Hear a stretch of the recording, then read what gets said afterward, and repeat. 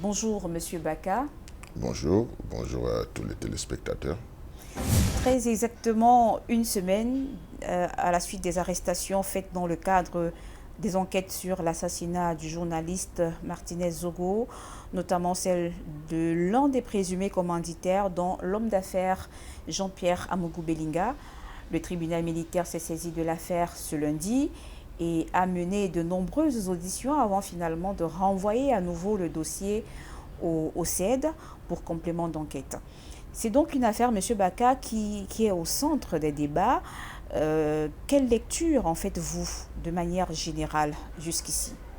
Je dois dire que cette enquête telle qu'elle est menée aujourd'hui, nous n'avons pas encore les résultats, que nous avons tous les scénarios possibles par les lanceurs d'alerte et autres.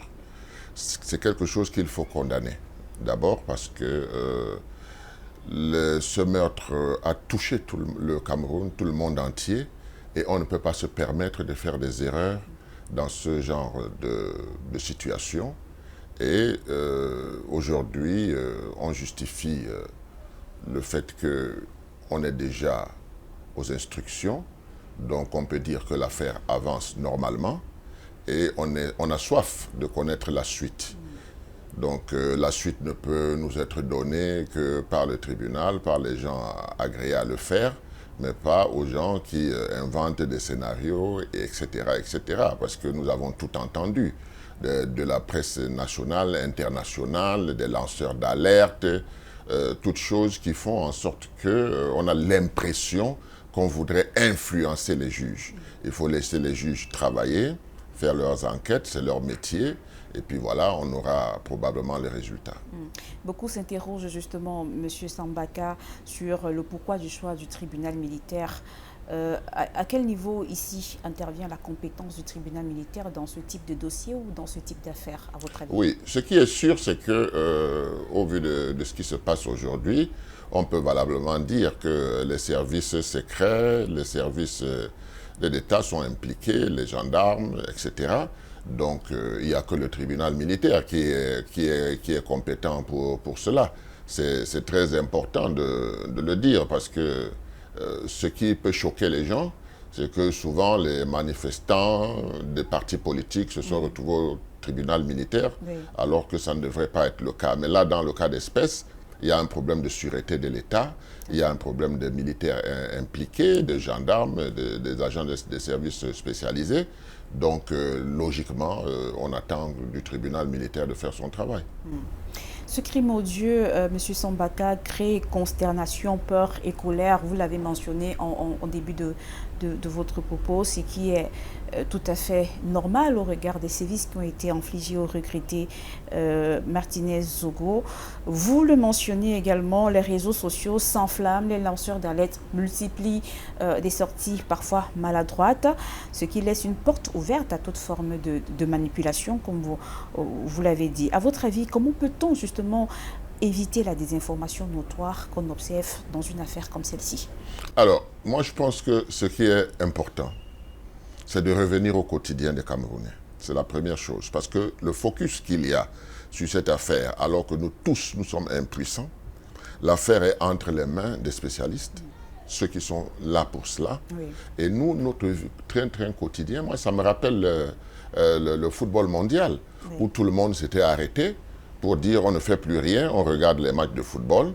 Et puis on s'est rendu compte à la sortie du mondial que l'Assemblée nationale avait adopté des lois qui allaient impacter sur notre devenir et on a commencé à souffrir, le pétrole a augmenté. C'est pour dire quoi? C'est pour dire que ce qu'on doit faire, c'est d'abord, c'est de laisser le travail être fait par ceux qui ont la charge de cela et que nous nous occupions de notre propre quotidien. D'éviter la distraction.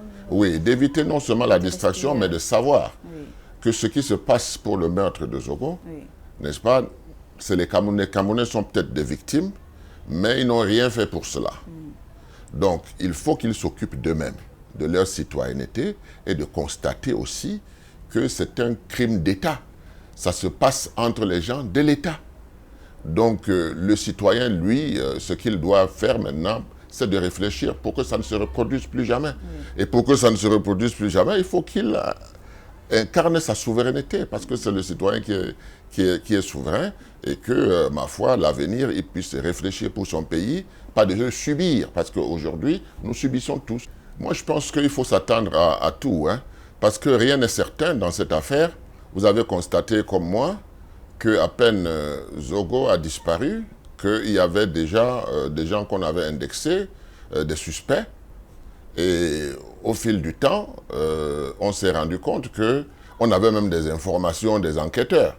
Donc ça, c'est quelque chose qui ne me plaît pas du tout. Oui. Parce que ça présage à un complot. Et moi, je préfère attendre que, n'est-ce pas, ceux qui sont chargés de l'enquête, n'est-ce pas, fassent leur enquête, oui, et nous disent de quoi ça retourne. Parce que, en réalité, vous voyez, quand on a vu les films de la mafia et autres, on n'est pas surpris de penser que c'est une affaire de mafia. Donc une affaire de mafia, vous pouvez avoir des paravents, vous pouvez avoir des choses qui sont en arrière-plan. Non, je pense que notre justice est suffisamment efficace, qu'elle soit civile ou militaire, pour éclairer les Camerounais et puis condamner ceux qui, de près ou de loin, sont impliqués à cela. Mais condamner aussi les lanceurs d'alerte, les journalistes qui ne disent pas la vérité. Parce qu'il faut leur demander où ils prennent leurs informations. Parce que ça, les gens sont nourris de tout cela chaque jour dans les réseaux sociaux. Et si ce n'était pas vrai, c'est ça. Une condamnation qui va en étroite ligne avec une sortie qui arrive aujourd'hui, celle de l'association des chefs traditionnels Sawa également, qui ont produit une sortie. Que pensez-vous de cette sortie? Oui, moi j'ai entendu parler de ça, j'ai lu, mais je pense que ça a été mal interprété. Oui. Ça a été mal interprété parce que le peuple Sawa est un peuple qui a subi aussi beaucoup d'humiliation ces derniers temps.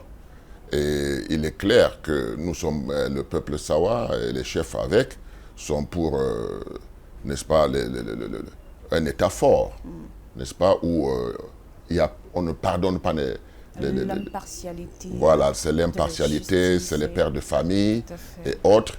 Ils doivent dire qu'ils ne sont pas là pour protéger telle ou telle personne ou tel intérêt. Donc, ils sont là pour tous les Camerounais. Je pense que c'est une leçon qu'ils font à l'administration qui nous dirige. Absolument. Pour dire qu'on dirige tout le monde. Oui. On dirige pour tout le monde. On n'est pas sectaire. Donc, je pense qu'on ne cache pas des choses. Il faut que tout soit transparent. C'est comme ça que j'ai lu cela. Et il faut savoir que, d'un autre côté, ce sont des gens qui s'y connaissent, qui parlent. Donc, tout de suite, on a vu des positionnements et autres. Mais je pense qu'il ne faut pas prendre ça à ce niveau. On a subi pas mal de choses ici dans le littoral. Et si les chefs au niveau du Vouri se réunissent pour réfléchir pour le devenir du Cameroun et le devenir de ce département, je pense que c'est une bonne chose. Merci à vous, M. Baka. Passons à présent à l'actualité autour de la célébration de la 57e édition de la fête de la jeunesse. Lors de son traditionnel discours le 10 février 2023, le président de la République, son Excellence Paul Biya, a abordé plusieurs sujets dans son adresse à la jeunesse. Mais un seul retient notre attention aujourd'hui, celui de la question de l'auto-emploi. Au regard du contexte, on s'interroge fortement. Monsieur Baka, l'entrepreneuriat jeune, dans quel contexte et quelles opportunités aujourd'hui l'État apporte? Quels sont les outils aujourd'hui qu'on met en place pour accompagner cette jeunesse dans cet entrepreneuriat quand on connaît le contexte assez difficile avec la crise? Le problème du Cameroun a été toujours de mettre la charrue avant les bœufs. Si vous vous rappelez, il y a peut-être 5 ans ou 6 ans, le même chef de l'État avait promis aux jeunes plus de 100 milliards de francs et pour un programme triennal. Et quand on va voir aujourd'hui ce qui est sorti des caisses de l'État, on parle de 20 milliards et nous sommes à plus de 3 ans. C'est à se poser la question de savoir si les jeunes se portent tellement bien au Cameroun, au point où les 100 milliards alloués aux jeunes, on n'a pu utiliser que 20%. Donc, moi, je pense... triennal depuis 2016. Oui, depuis 2016. Donc, c'est dépassé depuis longtemps. Absolument. Donc, nous devrions avoir au jour d'aujourd'hui des jeunes dynamiques qui ont créé des sociétés partout, qui emploient des jeunes, qui emploient même des vieux. C'est notre souhait. Mais malheureusement, sur les plus de 100 milliards, rien n'a été fait, sinon que 20% qui sont d'ailleurs discutables et questionnables. Bon, alors, maintenant, on nous parle de fonds de garantie. C'est un peu comme cette histoire où on a utilisé le pétrole camerounais, on n'a rien bâti avec, et aujourd'hui, on est entré dans les mines. Je pense quand même que ça, c'est un peu de dysfonctionnement, et le chef de l'État, je pense que s'il a la bonne volonté, il n'a pas les moyens. Il faut être clair là-dessus. S'il a cette volonté, il n'en a pas les moyens, parce que les gens avec qui il travaille, c'est un mauvais casting, très mauvais casting. Et les conséquences sont là. Pourquoi est-ce que les jeunes désertent le pays, prennent des aventures, n'est-ce pas, dans le désert? Pourquoi ceux qui sortent des écoles d'ingénieurs et médecins, leur rêve, c'est de sortir du Cameroun? Quand vous vous rendez compte qu'un philosophe qui enseignant à l'université nous dit qu'il touche 171 000 francs le mois, alors vous comprendrez parfaitement qu'il faut d'abord créer des conditions pour qu'il y ait un épanouissement de cette population, un épanouissement de cette jeunesse. Et ça passe, n'est-ce pas, par le rééquilibrage, n'est-ce pas? Or, nous avons des jeunes qui n'ont pas de bons exemples. Ces jeunes-là, pourquoi croiront-ils? Alors qu'on vient d'avoir une loi qui demande 15% pour les collectivités décentralisées, et on est entre 3 et 4%. Pourquoi pensez-vous que si on a promis en 2016 100 milliards et qu'au jour d'aujourd'hui, il n'y a que 20 milliards qui sont dépensés, c'est le fonds de garantie qui viendrait ajouter quoi à cela? C'est ça la question des jeunes. Et un fonds de garantie, M. Baka, peut-être pour ajouter, dont l'argent ne vient pas directement des caisses de l'État, si ce sont les banques qui accepteront. Accepter, et encore vont-elles véritablement? Il faut déjà épuiser les plus de 100 milliards qu'on n'a pas pu utiliser. Il faut déjà recenser, il faut créer un cadre approprié pour qu'il y ait d'abord la transparence et que les idées des jeunes soient développées dans un contexte non partisan. C'est ça qui peut résoudre le problème. Oui. Mais quand vous voyez un peu comment est-ce que tout ce qui concerne la jeunesse, n'est-ce pas, les dirigeants, les parrains s'en approprient et en font des affaires personnelles, au point où c'est eux qui achètent les ordinateurs pour donner aux jeunes, alors qu'il y a un budget. Non, il y a tout cela à revoir. C'est pour ça qu'on n'a pas de résultats. Et c'est pour ça que les jeunes sont dans cette situation précaire aujourd'hui, dans un pays béni des dieux, où on leur demande d'aller à l'école. Ils vont à l'école, ils obtiennent leur diplôme, mais il n'y a pas de travail. L'insertion est difficile. L'insertion est très très difficile parce qu'on n'a pas mis en place le cadre approprié. Il faut que le cadre soit sain, qu'il ne soit pas partisan et qu'il reflète, n'est-ce pas, l'excellence. Parce que les jeunes vont faire des efforts pour être les meilleurs. Et il faut décentraliser surtout, donner les budgets, parce que les maires, le conseil régional est plus approprié à discuter, à contrôler même les activités des gens qui seront bénéficiaires. Donc ce n'est pas le pouvoir central qui peut résoudre ce problème. Si le président de la République met un budget, il faut qu'on décentralise ce budget et que ce soit dans les compétences des maires et des régionaux. Je pense que là, ça va donner quelque chose parce que ceux-là, ils sont élus directement par ces populations et ils ont des comptes à rendre. Alors qu'au niveau des ministères, je peux vous dire, le ministre des Finances n'a pas de problème, qu'il donne 3% alors que la loi dit 15%. Nous allons terminer avec l'actualité autour des sénatoriales 2023 au Cameroun qui devrait se tenir pour le 12 mars prochain.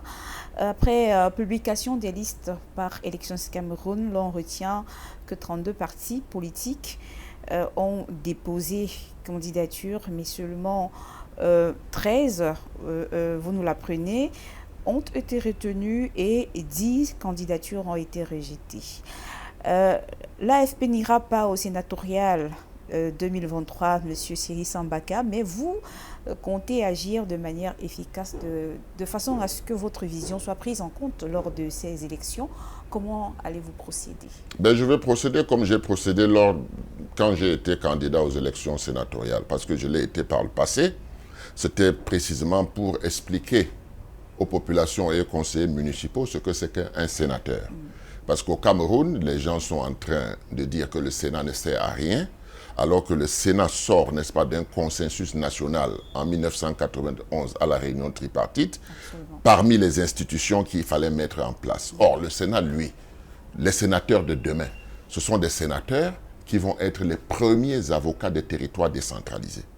C'est-à-dire que le budget, les 15% qui devaient être alloués aux territoires décentralisés, les conseillers municipaux doivent se retourner vers les sénateurs pour leur demander qu'est-ce que vous avez fait de notre budget. Comment l'avez-vous défendu? Pourquoi vous n'avez pas renvoyé ce que le ministre a fait parvenir au Sénat et puis à l'Assemblée nationale? Ça, c'est la première chose. Les avocats des collectivités décentralisées. La deuxième chose, c'est que le sénateur est le trait d'union entre les élus locaux et les chefferies traditionnelles. Alors, les chefferies traditionnelles, pourquoi? Parce que le sénateur, quand une loi remonte, il doit regarder si ça correspond à nos us et coutumes. Et pour que ça corresponde à nos us et coutumes, il faut qu'il soit en contact non seulement avec les élus à la base, mais aussi avec les chefs traditionnels.